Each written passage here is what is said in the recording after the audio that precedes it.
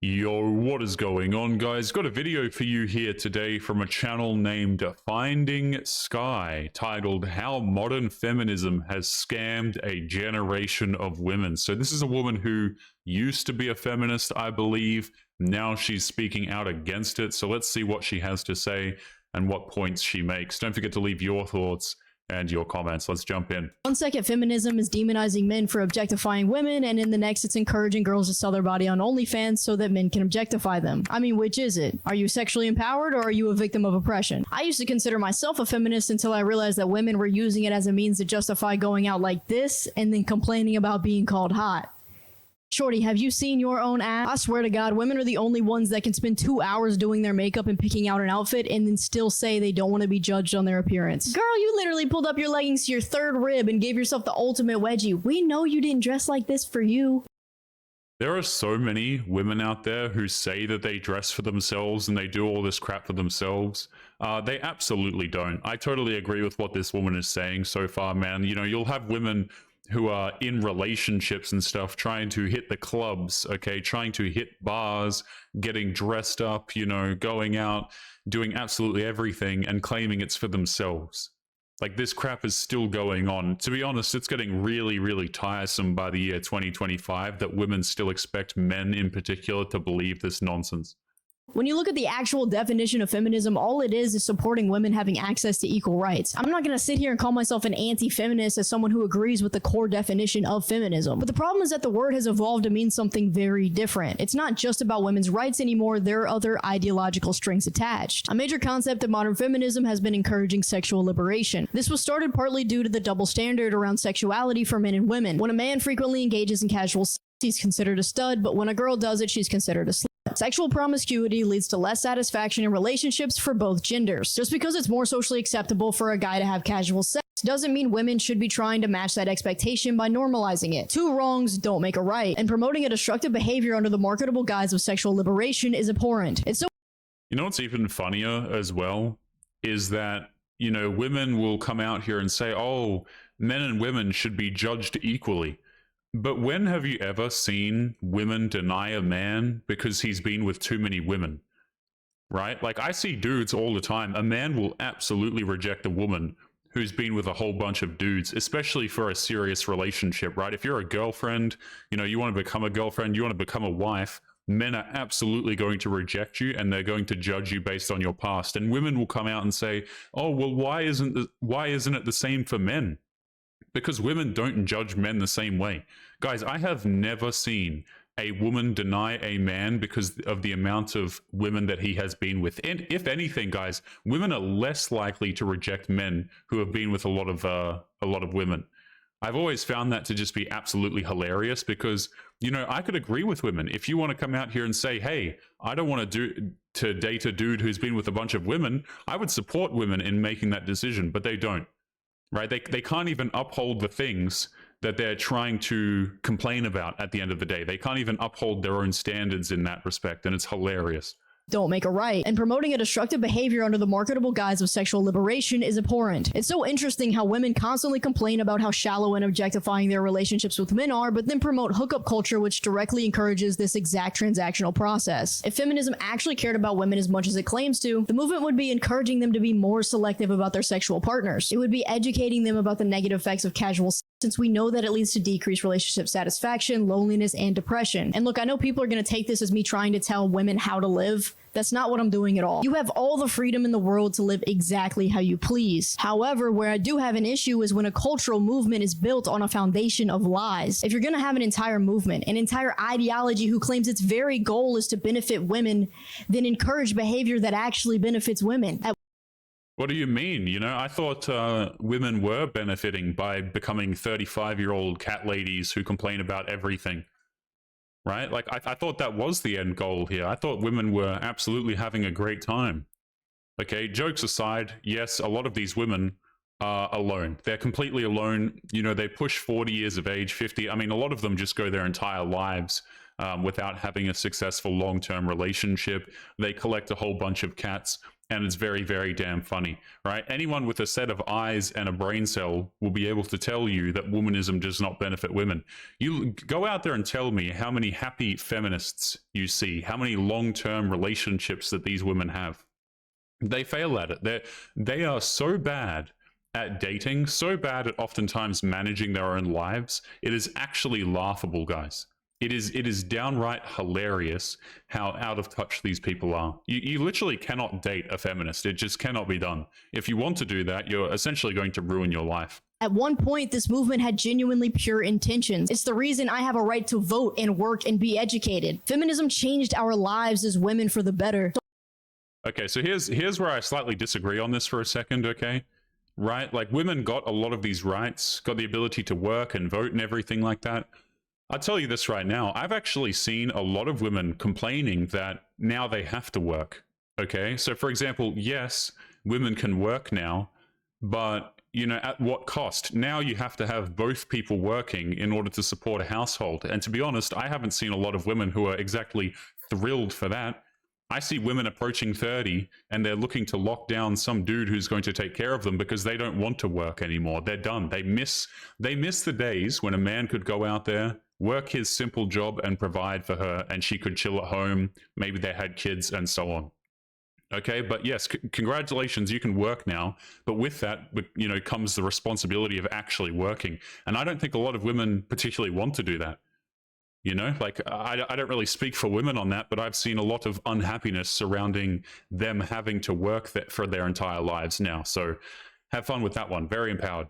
So I'm sorry, but I can't help but feel like now is doing the complete opposite. It's a common feminist position to be anti-tradwife. They insist that tradwives have some sort of Stockholm syndrome where they've fallen in love with their own oppression, claiming that it perpetuates traditional gender roles which have held women back. But I thought what actual feminism was supposed to be about was supporting women's freedom of choice. That means supporting them if they choose to climb the corporate ladder and supporting them if they choose to be a housewife. I thought the whole point of feminism was to respect a woman's freedom of choice, even if it's not the choice we would personally make. It was to recognize that there's not a one-size-fits-all lifestyle for women and that they should be able to prioritize what's important to them.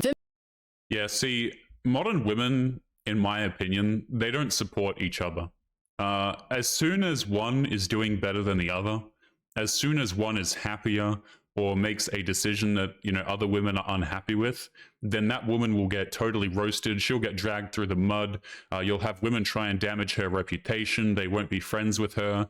All of these sorts of things, guys. Like, how many times have you seen a woman in a successful, happy marriage with like kids and stuff, and you'll have these feminists or her quote unquote friends on the sideline trying to get her out of that marriage so that she can be as miserable as they are? You know, I sincerely don't think that women support each other at all, really. I don't think a lot of female friendships are actually friendships whatsoever. Now, I can't really speak too heavily on that because I'm not a woman. But from what I've seen, guys, a lot of women, they don't have genuine friends. They don't genuinely support each other. And to be honest, I think it's really quite sad. Let's continue. Feminism will argue against this by saying that choices don't exist in a vacuum and society impacts your ability to make autonomous decisions, but you can make that exact same argument on the other side too. I could sit here and tell you that your decision to be a feminist is because social media has brainwashed you into believing that women are oppressed. So your choice to be a feminist isn't a real choice at all, but instead a reaction to your cultural environment. You can run in circles forever trying to make this argument against either side. That's because it's a dumb argument. Who are you to assume that another woman's choices aren't autonomous? The mere assumption of that is actually quite anti-feminist of you. You actually see this quite a lot as well when women have relationships with older men.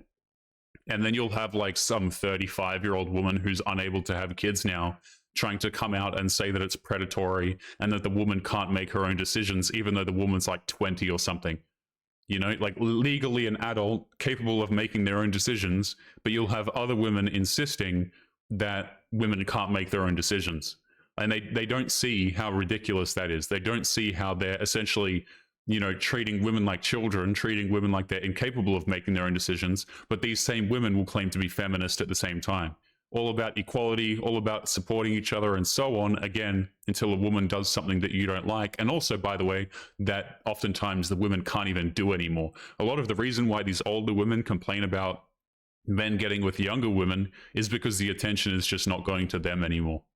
This is the female version of Sneeko calling everyone who disagrees with him a bot. You're accusing grown women of being incapable of coming to their own autonomous conclusions. That means you're doing the exact thing that you constantly accuse men of doing to you. Maybe some women like traditional gender roles. That's cool. Let them do their thing just like you're allowed to do yours. I'm the most masculine woman I've ever met. I should be the first in line to be championing the end of traditional gender roles. But I'm not like this because I'm resisting the patriarchy. This is just a part of how I am. I like buying stocks, playing with boobs. I'm just a chill guy. WAP. Women against porn. Except in today's terms, it means wet ass put. With modern feminism currently preaching sexual liberation, it may be surprising to learn that at one point it was the complete opposite. In the 1970s, anti-pornography was a growing part of feminism. And when you think about it, it actually makes perfect sense because it's consistent with the core values of feminism to demonize the objectification of women and stop the fetishization of sexual violence against them. We know that porn is overwhelmingly aggressive towards women. We also know that consumers are more likely to commit acts of sexual violence, less likely to intervene if they witness an assault, and more likely to objectify and dehumanize women. Porn is seriously bad for both genders, but especially women. So to see the feminist movement glorify platforms like OnlyFans and other adult content feels like a complete slap in the face. How can you possibly complain about how oppressive it is to be objectified and then objectify yourself for profit? I don't understand how modern feminists have come to this conclusion. Actually, that's a lie. I do understand. I completely understand because it would go against the sexual liberation movement. It goes against the sex positivity narrative. But one honest look at the statistics and it's blatantly clear. There's nothing liberating or positive about this industry. What do you mean? I thought this was very healthy. This was absolutely fantastic for women. Okay, this is one thing that I clown about all the time on the channel, guys, is that, you know, women have tried to put this this empowered spin on giving your body to random dudes or selling it for like $5. I don't even know how they got their tiny noodle brains to even come to this conclusion. It's absolutely amazing. But you know, I'm all supportive of this, guys. Wow, yes, very strong, very empowering, madam. Keep going out there and keep selling your body on the internet for less than $10. I'll see you when you're 35. And what's funny about this as well, guys, is number one, the women that do this, oftentimes they have no work ethic at all. So it's very, very free money for women, but they can't even be consistent, and most of them suck at it. Second of all, the ones who do make money, they just waste it all anyway. Yes, very strong, very empowered, guys. I think it's funny at this point, man, because you just know what's coming in their future. You know, you just know there's going to be a bunch of cats. Okay, I'll be able to make a video on it. You know, the women will jump on TikTok crying, complaining about how men ruin their life. It's absolutely hilarious. I think it's very empowering. So what happened? Why did the anti-porn feminist protests stop? This article explains it perfectly. Anti-porn feminists were labeled sex negative in an era of feminism that was heavily influenced by liberalism. Individual choices, as opposed to mass liberation, became the forerunning feminist agenda. If that doesn't perfectly encapsulate the modern feminist movement, I don't know what does. The current movement wants all the ideals of feminism without having to sacrifice anything for it. The movement doesn't want to give up porn. It doesn't want to give up casual sex. That would be infringing on my personal freedoms. But maybe true liberation requires some personal sacrifice of those beloved freedoms. You can't eat a pound of cake every day and expect to lose weight. Your goals require a sacrifice. The issue of equal pay is another primary subject that feminists bring up. It's also probably the #1 most misrepresented topic in feminism. The gender pay gap does not exist because of the patriarchy oppressing women. The pay gap only exists because women are more likely to choose lower paying jobs. If you compare a man and a woman working at the same place, in the same position, with the same amount of experience, working the same amount of hours, the pay is exactly the same. And you know why it's exactly the same if all of these things are the same? Because it has been illegal for a very long time for a company or person or whatever business to pay someone a different amount on the basis of gender. If this were legal, you would see companies doing it all of the damn time, but they are legally not allowed to do this. And they haven't been legally allowed to do this for a very long time. The fact that people still think there is a gender pay gap sounds to me like more of an IQ gap, because this has been debunked so many damn times, it isn't even funny. Like, guys, it's just absolutely ridiculous to me that this is even a discussion point anymore. You know, like this was solved ages ago, and yet you still have women who are so dense that they're out here complaining about this particular gap. It's crazy. But when you compare the average income of men versus women, there's obviously going to be a gap. This is because men choose careers like car mechanics and truck driving, whereas women choose careers like teaching and nursing. I mean, it's not only that as well. Even when men and women work the same jobs, men are more likely to take longer hours. They're more likely to ask for raises. They're more likely to, in fact, be looked upon favorably by their bosses because they're doing, longer hours and stuff like this. Like, even in those same positions, men are more likely to put forward more and they're more likely to sacrifice more than the women are. So obviously, if you sacrifice more for your job, you put in more time, you are going to earn more money. You see, the problem is, guys, a lot of these women don't actually believe in merit whatsoever. They think that everybody should just get the same amount no matter what they contribute, and then we'd all live in peace and harmony. But then they forget to ask themselves a series of very logical questions like, hey, why would anyone work if, why would somebody go out there and work really hard if they can just do nothing and get paid the same amount anyway? Right? A series of logical questions following that would debunk that very damn quickly. But again, here we are. Let's continue. Quick comparison of these incomes, and it's easy to see why there's a pay gap. It's not misogyny that creates this gap, it's just preference. Women have all the freedom in the world to go be an automotive mechanic, just like men can become teachers, but that's not typically what each gender wants to do on average. So from the outside, when you show the statistic of the gender pay gap, everyone's jaw drops and jumps to conclusions about sexism, but if you just look a little deeper, it's easy to see why it's there. If you're a woman and you're unhappy with your salary as a teacher, go be a truck driver. It is actually that simple. Something I can't stand about the feminist movement and really many other modern movements is how evasive they are to taking responsibility. If you're not happy with your pay, change jobs. You don't have to make it a political movement. You don't have to find someone to blame. You can just do something to change your situation. Yeah, see, the problem is too many of these people are too lazy to do that. And I've also seen this argument as well with women complaining about the corporations and so on, which I have a bunch of issues with corporations as well. But, you never see women go out there and start their own corporations. You don't typically, I say typically before all the people get triggered in the comments, right? Women don't typically go out there and take the risk of starting their own businesses, at least, compared to men, for example. It's all about complaining rather than actually doing anything for themselves. Oh, men dominate all of the top positions and they own most of the companies. And yet a very small fraction of women are actually willing to go out there and do those things for themselves, like start a company or start a business, compared to men. You can't really talk about feminism without also talking about the red pill manosphere space. This is because they respond to one another culturally. The red pill purports that they have the solutions to these modern feminist problems. Spoiler alert, they don't. The red pill solution is extremely unrealistic for the majority of both men and women. The red pill has this idea that women need to just skip college and go back to being housewives, except that most of the men saying this would never be able to afford that lifestyle. Homie, you don't even have the career to be able to pay for the lifestyle of the woman that you want. The red pill will blame women for failing to fulfill their feminine roles without even recognizing that as men, they're failing just as badly at fulfilling their masculine ones. You know what the difference is, by the way? Let me just pause here for a second. So there's a few things to mention. Number one, I can't obviously speak for everyone in the RP sphere, for example, but I don't really care what women do. A lot of people would call this channel, they would call me an RP content creator. And let me just say this, I don't care what women do. I don't care if they decide to become stay-at-home mothers, traditional roles, or I don't really have an issue with whatever the hell women want to do. I think it's funny. I will clown on the women who reach 35 and have their cats. So there's that. Second of all, there are a lot of masculine men out there, but I don't think it's really fair to say, hey, you're not doing your masculine imperative as a man when house prices, for example, are simply unaffordable even if you work very, very hard. You can be a very, very hard-working masculine man, you're still going to not be able to afford a house in your lifetime in all likelihood. You know what I mean? Like, inflation is still going to kick your ass. You're still probably going to need 2 incomes to support a household. So I think this is a bit of an unfair criticism simply because it's very, very difficult, at least compared to how it used to be, for men to fit these traditional roles that men used to have.